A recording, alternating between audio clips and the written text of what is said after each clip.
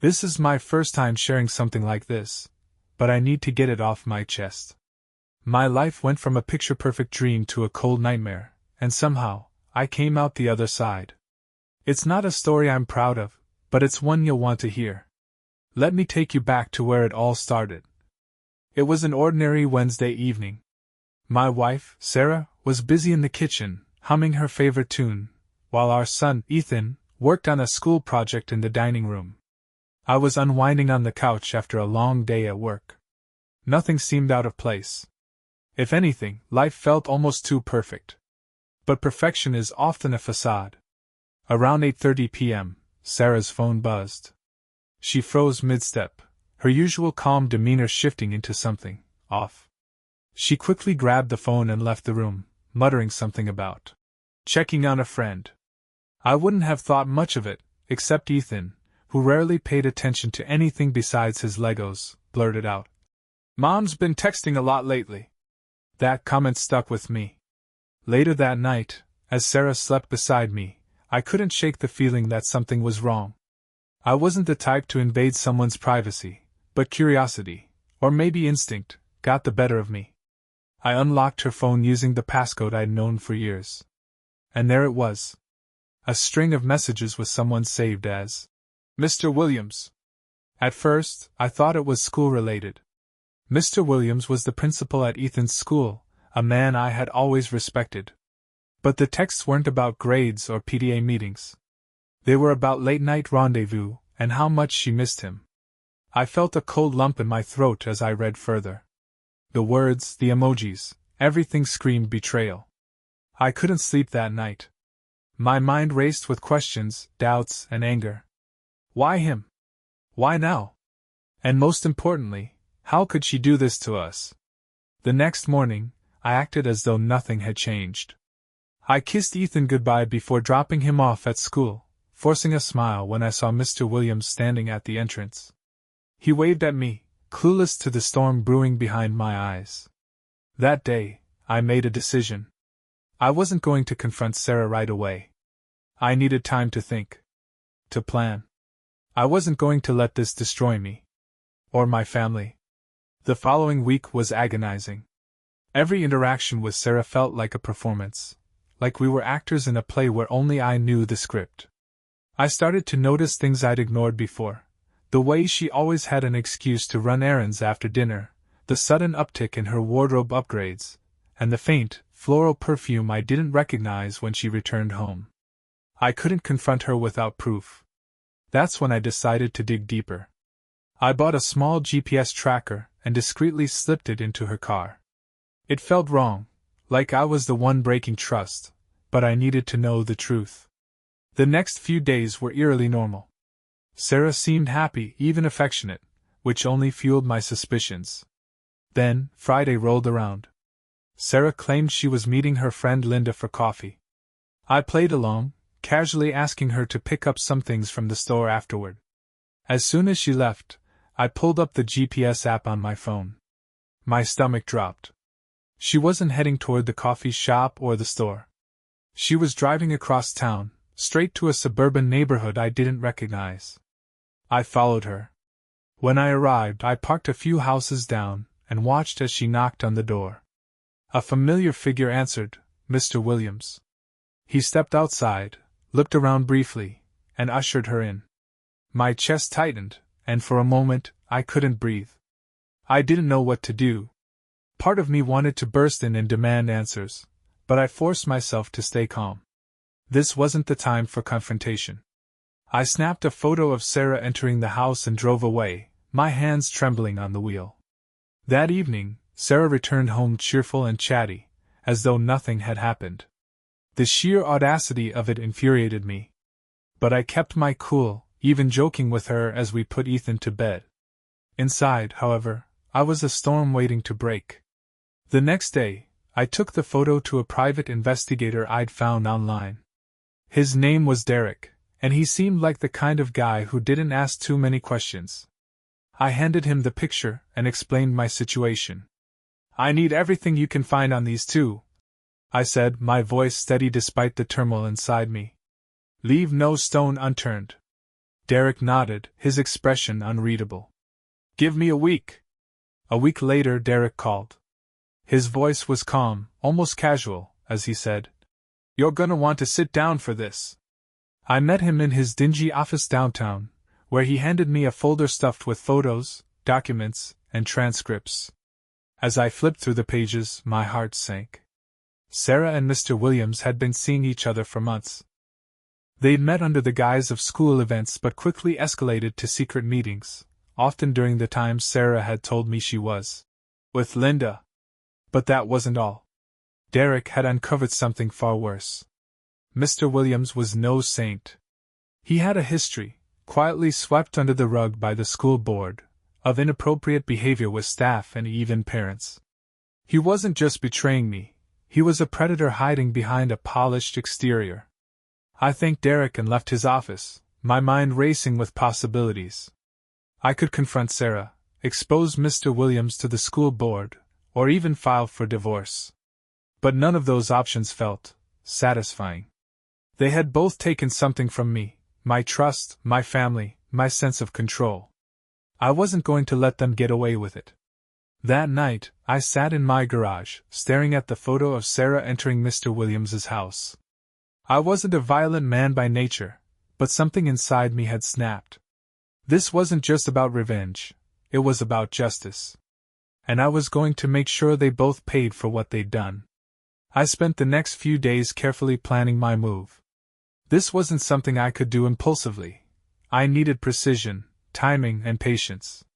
Sarah and Mr. Williams thought they were untouchable, but they had no idea what was coming. The first step was to gather more evidence. The photos and documents from Derek were solid, but I needed something irrefutable. So, I set up a small voice recorder in Sarah's car. It was a risk, but I figured she'd never notice. Over the next few days I waited, dreading what I might hear. It didn't take long. By the third night, I listened to a recording that made my blood boil. Sarah was on the phone with Mr. Williams, laughing about how clueless I was. She called me predictable, and said she felt alive for the first time in years. Her words cut deeper than I thought possible, but they also steeled my resolve. The next morning, I dropped Ethan off at school like always. As I watched him run toward the building, I couldn't help but feel a pang of guilt. He had no idea what was happening, and I hated that he'd be caught in the crossfire. But I reminded myself that this wasn't just about me. It was about protecting him from the kind of man Mr. Williams really was. That day, I made a bold move. I scheduled a meeting with the school board, claiming I had urgent concerns about the principal. They agreed to meet me after hours, which gave me just enough time to prepare. The meeting with the school board was tense. I presented the evidence I'd collected, the photos, the transcripts, and even snippets of the recorded conversations. Their expressions shifted from disbelief to anger as I laid everything out. "This man is not only having an affair with my wife," I said, my voice firm, "but he's a danger to this school. Do you really want someone like that around your students?" The board members exchanged uneasy glances. One of them, a stern woman named Mrs. Harper, finally spoke. "We'll investigate these claims immediately. Thank you for bringing this to our attention." I left the meeting feeling a small sense of victory. But I wasn't done. Not by a long shot. The next day, I took things a step further. Using a burner phone, I anonymously sent the same evidence to the local news station. I knew they wouldn't be able to resist a scandal involving a respected school principal. By the time Sarah and Mr. Williams realized what was happening, it would be too late. That evening, I played the part of the clueless husband, helping Sarah with dinner and pretending everything was fine. She had no idea that her perfect little world was about to come crashing down. 2 days after I left the school board meeting, the story hit the local news. It wasn't flashy or over the top, just a short segment about serious allegations involving the principal of Ethan's school. The report was vague but damning: misuse of power, inappropriate relationships, and a pending investigation. The words they chose weren't sensational, but the implications were clear. By the end of the broadcast, they didn't need to say his name. Anyone in town who had a child at that school knew exactly who they were talking about. The fallout was immediate. By mid-morning, the school's phones were ringing off the hook. Parents were furious. Mothers were organizing impromptu protests. Social media lit up with posts, hashtags, and endless speculation. Even people who didn't have kids at the school jumped into the fray, gossiping about what the principal had done to land himself in this mess. For me, it was a satisfying moment. The first crack in their carefully constructed lie had formed, and now, it was spreading. But Sarah, oh Sarah, she remained silent. Even as the local community turned into a frenzy, she said nothing about it at home. She was quieter than usual that morning, though. I could see her nerves fraying, her hands gripping her coffee mug just a little too tightly, her eyes darting to her phone every time it buzzed. By the time dinner rolled around, she was visibly on edge. She excused herself from the table twice to take a call, though she claimed it was her sister. When she returned, her forced smile and jittery demeanor gave her away. "Everything okay?" I asked, pretending to be the concerned, oblivious husband. "Yes. Just a bit of family drama," she said quickly, waving it off as if nothing was wrong. It was almost funny, how confident she still was in her ability to hide the truth. But I knew the walls were closing in on her. I just had to wait for them to come crashing down. Later that night, I waited until she was asleep before checking her phone. She had deleted most of her recent texts, a new habit of hers, apparently, but she'd missed one voicemail. I played it, my heart pounding with anticipation. It was him. Mr. Williams. His voice was strained, full of panic. "They're on to me," he said in a harsh whisper. "The board's investigating, and there's talk of the press getting involved. We need to talk. Call me back." Hearing his fear was a small victory, but it wasn't enough. Not yet. The next morning, Sarah claimed she had some errands to run. The phrase was becoming her go-to excuse lately, and I pretended not to notice. After she left, I checked the GPS tracker I'd installed in her car.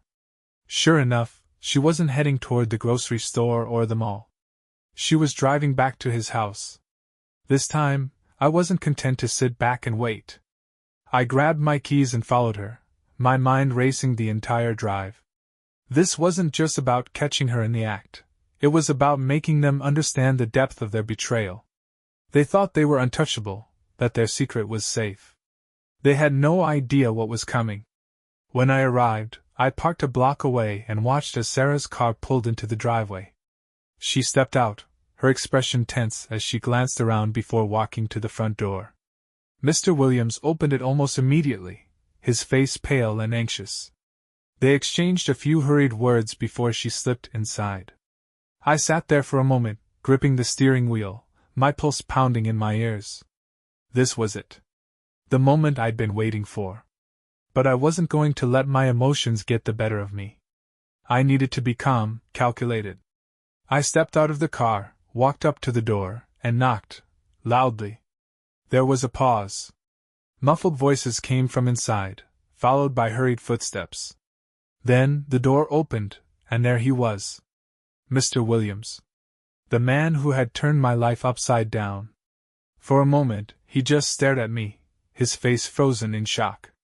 "Is Sarah here?" I asked, my voice cold and steady. He opened his mouth to respond, but no words came out. Behind him, I saw Sarah appear, her eyes wide with panic. She looked back and forth between us, as if trying to decide whether to run or stay. "What are you doing here?" she stammered, her voice barely above a whisper. "I think you know why I'm here," I said, stepping past Mr. Williams into the house. He didn't try to stop me, he was too stunned to move. The living room was neat and sterile, like something out of a catalog. It was a stark contrast to the mess they'd created in my life. "I know everything," I said, turning to face them. "The texts, the meetings, the lies. It's all out in the open now." Sarah looked like she was about to cry, but Mr. Williams tried to regain his composure. He straightened his posture, attempting to project authority. This isn't the place for this, he said, his voice firm but unconvincing. We can discuss this like adults. I cut him off, stepping closer. Adults? You want to talk about being an adult? You're a liar, a predator, and a disgrace to your position. Don't you dare try to lecture me about how to handle this. He flinched, his confidence crumbling. Sarah finally found her voice, though it was shaky and weak. Please, let's just go home and talk about this, she said, her eyes pleading. I laughed, a bitter, hollow sound. Go home? So you can keep lying to my face? No. I'm done talking. I turned to Mr. Williams, my voice dropping to a dangerous calm. You might want to start looking for another job. Something tells me your days at that school are numbered. Before either of them could respond, I walked out. As I reached my car, I heard their voices rise inside the house. They were arguing, no, shouting, at each other, their carefully constructed facade finally collapsing. I drove away, my mind racing. This wasn't the end of the story, not by a long shot. But for the first time in weeks, I felt like I was in control again. By the time I returned home that evening, the storm was in full swing. News outlets had picked up the story, expanding on the initial allegations against Mr. Williams. Reporters camped outside the school, interviewing angry parents who demanded answers. The words moral integrity and betrayal of trust were thrown around repeatedly. I couldn't help but smile as I watched the chaos unfold on TV. Sarah walked into the living room just as the anchor mentioned the school board's investigation. She froze, staring at the screen, her face pale. I didn't say a word. I just watched her reaction, waiting to see if she'd confess. But she didn't. Instead, she muttered something about needing to call her sister and left the room. It was almost comical, her determination to maintain the lie, even as the evidence stacked up against her. But I wasn't going to confront her just yet. No, I wanted her to stew in her guilt for a little longer. The next morning, Sarah claimed she needed to run more errands. I knew exactly where she was going. Checking the GPS tracker confirmed it. She was heading straight to his house again. This time, I didn't follow her. I didn't need to. I had other plans. While she was gone, I made a few phone calls. The first was to Ethan's school, where I requested a private meeting with the school board. I explained that I had additional information they needed to see, evidence that could blow the entire situation wide open. They agreed to meet with me later that afternoon. The second call was to my private investigator, Derek. I needed him to pull together everything he'd found on Mr. Williams, along with a few extra details I'd requested. Specifically, I wanted proof that this wasn't Mr. Williams's first indiscretion. If the school board hadn't fully turned on him yet, they would soon. When I arrived at the school board meeting, I was prepared. The members greeted me with cautious expressions, clearly uneasy about the growing scandal. Mrs. Harper, the board president, gestured for me to sit. "Thank you for coming," she said, her tone formal. "We understand you have more information to share?" I placed a folder on the table, taking my time to open it. Inside were photos, transcripts of recorded conversations, and Derek's detailed report on Mr. Williams's past. I slid the documents toward Mrs. Harper and watched as her face hardened with each page she read. "This man," I began, my voice steady, "is not just having an affair with my wife. He's a serial manipulator. He's used his position to exploit others before, and your school is just his latest hunting ground. If you allow him to stay, you're putting every family here at risk." The room was silent as the board members processed my words. Finally, Mrs. Harper looked up, her expression grim. "We will take immediate action. Thank you for bringing this to our attention." I nodded, standing to leave. But before I walked out, I turned back. "One more thing," I said. "The parents deserve to know the truth. Don't hide this. Transparency is the only way to rebuild trust." That evening, I returned home to find Sarah waiting for me in the kitchen. Her face was red, her eyes puffy from crying. I almost felt a pang of pity, but then I remembered her lies, her betrayal. "I need to talk to you," she said, her voice trembling. I sat down across from her, keeping my expression neutral. Go ahead. She hesitated, wringing her hands. I know I've made mistakes. And I know you're upset with me. But we can work through this, can't we? For Ethan's sake? I stared at her, stunned by her audacity. She wasn't apologizing for what she'd done. She was trying to justify it, to sweep it under the rug like it was some minor misstep. No, Sarah, I said quietly. We can't. You destroyed this family the moment you decided he was more important than us. Tears streamed down her face, but I didn't feel sympathy. I felt nothing. I didn't mean for it to happen, she whispered. I didn't want to hurt you. But you did, I replied coldly. And now you're going to face the consequences. Before she could respond, my phone buzzed. It was an email from Mrs. Harper, confirming that Mr. Williams had been officially placed on leave and that a public statement would be issued the following day. I showed the email to Sarah without saying a word. Her face crumbled as she realized what it meant. You did this? She whispered, her voice barely audible. I told the truth, I said, standing to leave. Something you should have done a long time ago. The next morning, the school board released their statement. They announced that Mr. Williams had been suspended indefinitely pending further investigation. Parents were relieved, but the damage to the school's reputation was already done. As for Sarah, she tried to keep up appearances, but the cracks were showing. Her friends started to distance themselves, and whispers of the affair spread through our social circles. She was becoming an outcast in her own life, and I didn't lift a finger to stop it. But the final blow came when Ethan's teacher called me later that week. Apparently, he'd overheard some of the older kids talking about the scandal, and asked her what it meant. She didn't give him details, of course, but he wasn't stupid. He knew something was wrong. That night, as I tucked him into bed, he looked up at me with wide, innocent eyes. Dad, he said softly, is everything okay? You and Mom aren't mad at each other, are you? I froze, struggling to find the words. Finally, I leaned down and kissed his forehead. Everything will be okay, I promised. I'll make sure of it. But deep down, I knew the truth. Things would never be the same again.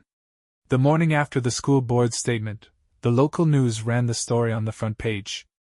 Mr. Williams's suspension wasn't just a scandal, it was a spectacle. Parents gathered outside the school to protest, reporters swarmed the building, and social media was ablaze with discussions about ethics, betrayal, and the hidden lives of seemingly respectable people.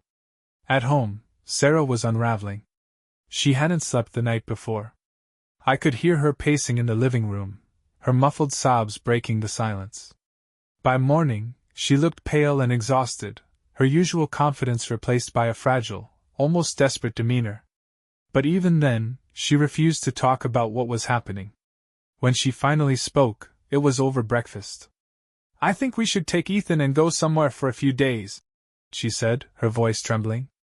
Just to get away from all this. I put down my coffee and looked at her, my expression unreadable. You mean run away? I asked, my tone sharper than I intended. It's not running away, she said quickly, her eyes darting to Ethan, who was busy with his cereal. It's giving us time to breathe. To figure things out. I leaned back in my chair studying her. And what exactly do we need to figure out, Sarah? How you're going to explain this to Ethan? Or how you plan to fix the mess you've made? She flinched at my words, her eyes filling with tears. But instead of responding, she grabbed her plate and left the table, retreating to the bedroom. I didn't follow her. I couldn't. There was too much anger boiling inside me to have a rational conversation. That afternoon, I decided to take things further. The fallout from the school board's statement had already put Mr. Williams in a precarious position, but I wanted to make sure there was no way he could recover. I called Derek, my private investigator, and asked him to send me the full file he'd compiled on Mr. Williams, every indiscretion, every questionable decision, every skeleton in his closet. Within an hour, I had everything I needed. Armed with the documents, I made an anonymous tip to a journalist at the local paper. The evidence was damning: complaints from staff members that had been quietly dismissed, suspicious financial transactions tied to school funds, and even rumors of previous affairs at his last job. I knew the journalist wouldn't be able to resist such a juicy story. The article went live the next day, and it was brutal. It painted Mr. Williams as a manipulative, power-hungry predator who had exploited his position for years. Parents who had initially been angry now felt betrayed on a deeper level. The school board had no choice but to announce his immediate resignation, effective that same day. I watched it all unfold with a cold sense of satisfaction. Mr. Williams had destroyed my family, and now, he was losing everything. His job. His reputation. His life as he knew it. But I wasn't done yet. When Sarah found out about Mr. Williams's resignation, she completely broke down. I came home from work to find her sitting on the couch, staring blankly at the TV. Her eyes were red and swollen, and her hands were trembling as she clutched her phone. "It's over," she whispered when I walked in. "He's gone." I didn't respond. I simply set my keys on the counter and sat down across from her. "I made a mistake," she said after a long silence. Her voice cracked, and she looked at me with a desperation I hadn't seen before. I don't know what I thought. But I never wanted this to happen." I leaned forward, my expression cold. "You never wanted this to happen?"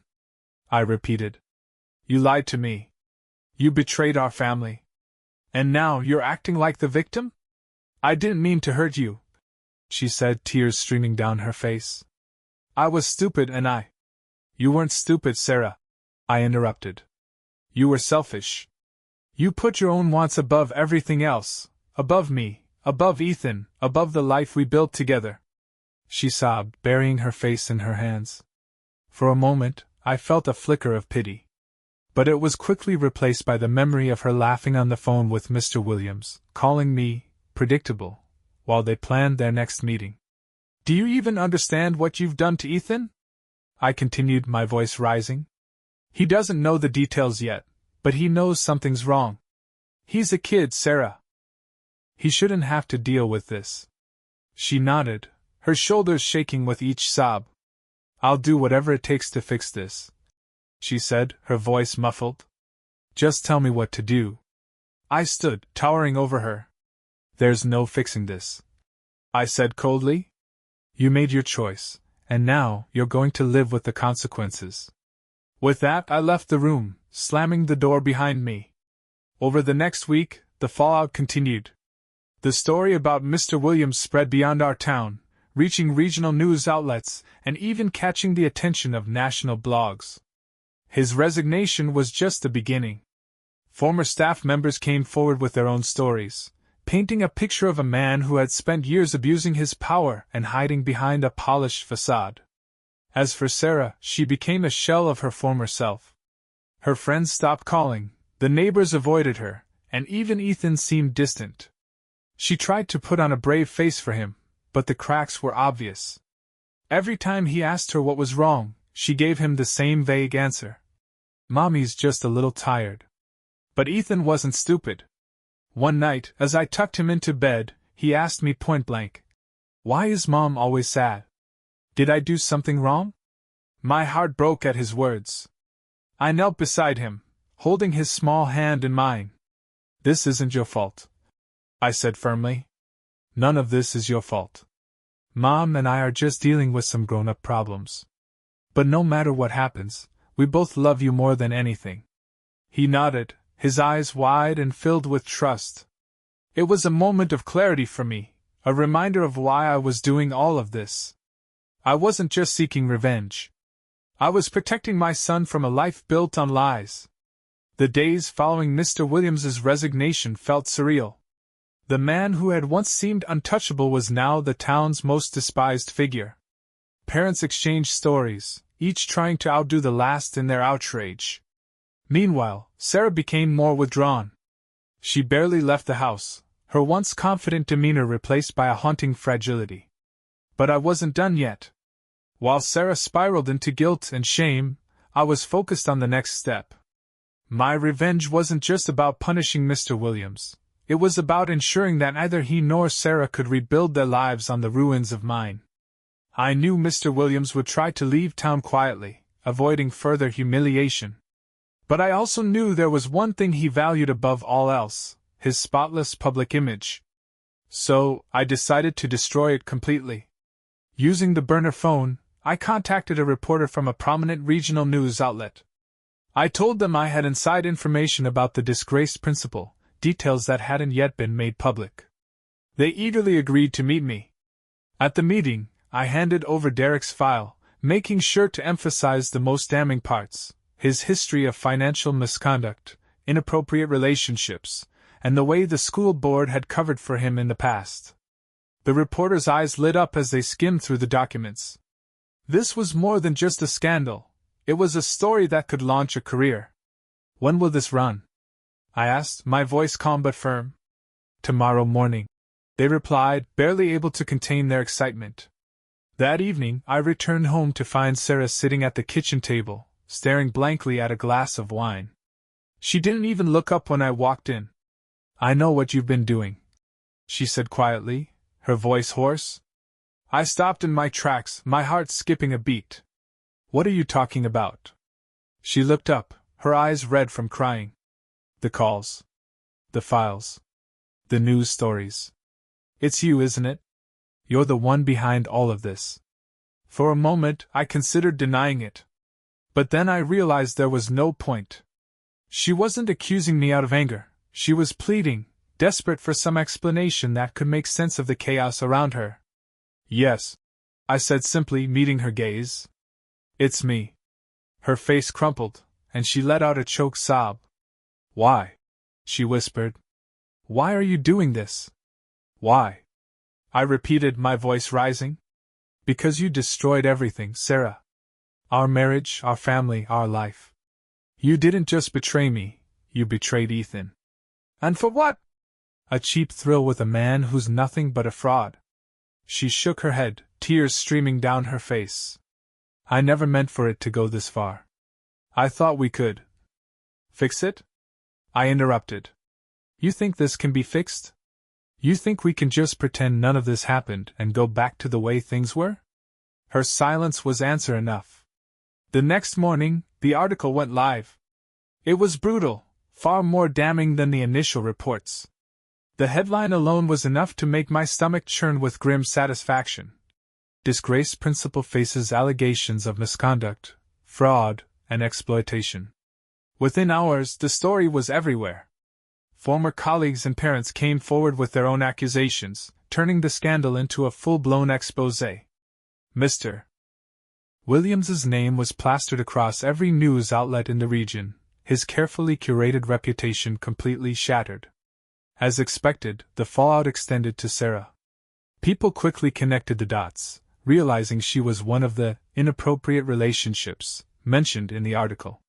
Her name wasn't mentioned explicitly, but in a small town, it didn't take much for rumors to spread. By midday, Sarah's phone was flooded with messages, some from friends offering hollow condolences, others from people hurling insults. She tried to ignore them, but the weight of the judgment was too much. She retreated to the bedroom, locking the door behind her. That evening, Ethan finally asked the question I'd been dreading. "Dad," he said hesitantly, "why are people saying bad things about my school?" I froze, unsure how to respond. Sarah was still holed up in the bedroom, leaving me to handle the fallout alone. "Come here," I said, patting the couch beside me. He climbed up, his wide eyes searching mine for answers. "Sometimes," I began slowly, "adults make mistakes. Big mistakes. And when that happens, it can cause problems for a lot of people." "Is that why Mom's been crying?" he asked, his voice barely above a whisper. I nodded. "Yes, buddy. She's upset because things aren't going the way we hoped. But no matter what happens, you don't have to worry. I'll always be here for you." He seemed to accept that, leaning against me as I wrapped an arm around his small shoulders. But as I held him, I couldn't shake the guilt gnawing at me. Ethan didn't deserve any of this. He deserved a family that wasn't falling apart, parents who weren't consumed by betrayal and revenge. That night, Sarah emerged from the bedroom, her face pale and drawn. She sat across from me at the dining table, her hands trembling as she placed them flat against the surface. "I can't do this anymore," she said, her voice barely audible. I didn't respond. I just watched her, waiting for her to continue. "You've won," she said, tears filling her eyes. "You've destroyed everything, him, me, everything we built. Are you happy now?" Her words stung, but I refused to show it. "I didn't destroy anything, Sarah. You did. I just made sure you couldn't hide it." She stared at me, her eyes searching mine for some trace of the man she'd married. But that man was gone, replaced by someone colder, harder, a man forged by her betrayal. "Do you even love me anymore?" she whispered. For a moment, I considered lying. But then I remembered the laughter, the secrecy, the way she had looked at him. "No," I said quietly. "I don't." After our confrontation that night, Sarah withdrew entirely. She stopped trying to defend herself, stopped pleading, and even stopped trying to fix things with Ethan. It was as though the weight of everything had finally crushed her. For days she barely left the bedroom, the once vibrant woman I had married reduced to a shadow of her former self.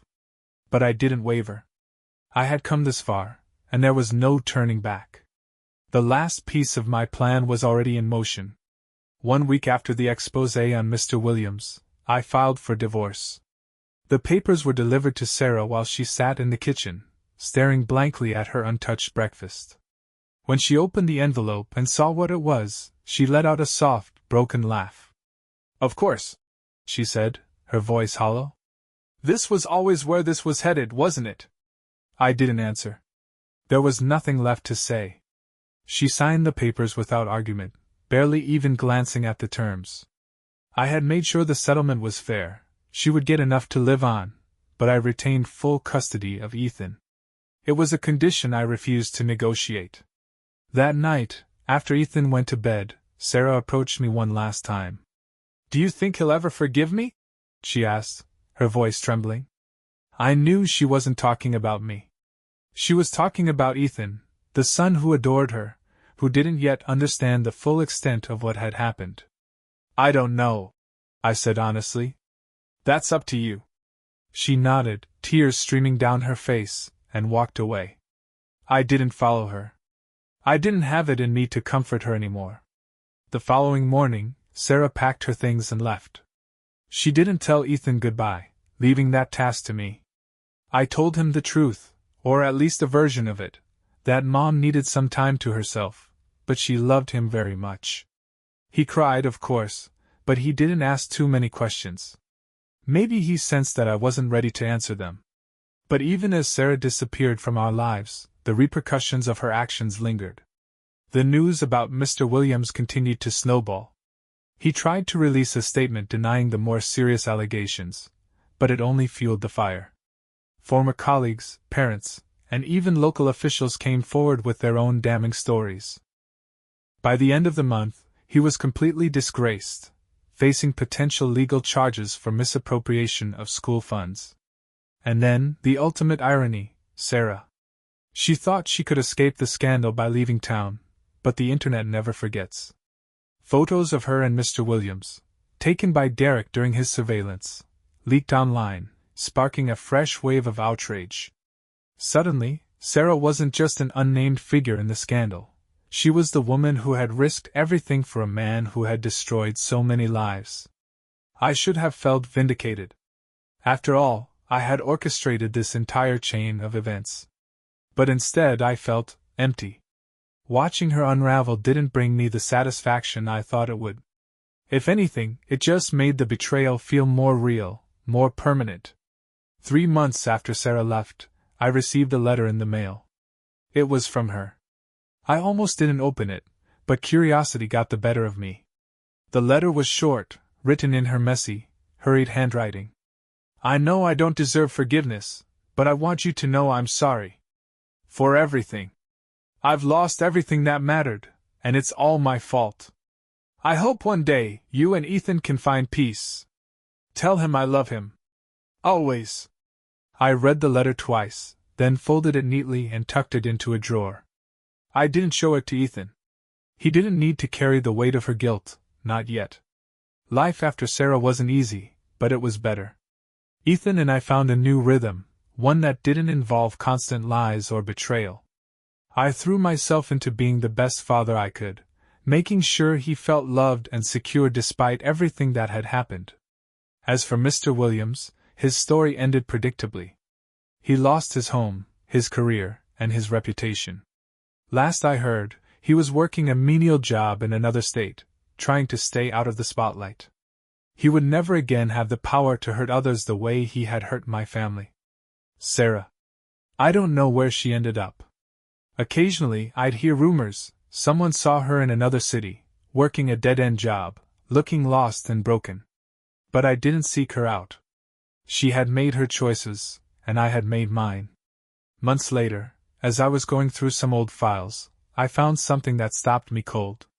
It was a bank statement, one of the many Derek had uncovered during his investigation of Mr. Williams. But this one was different. It showed a large transfer to Sarah's account months before the affair began. At first, I didn't understand.